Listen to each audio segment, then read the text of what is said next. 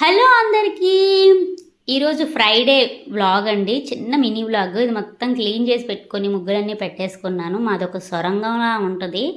అదంతా ఎప్పుడు చేయను. ముందునే క్లీన్ చేసుకుని దీపం పెట్టేసుకుంటా అనమాట. కానీ ఈరోజు కొంచెం వర్షం పడి బాగాలేదని క్లీన్ చేశాను. ఇంకా నిన్న నైటే మన అందరికీ ఉండే పని గ్యాస్ క్లీన్ చేసుకొని బాసనలన్నీ తోమేసుకొని పక్కన పెట్టేసుకుంటాం. సింక్ ఇలా ఉంటే కానీ మన ఆడవాళ్ళకి నిద్ర పట్టదు కదా. ఇదైతే నిజమండి.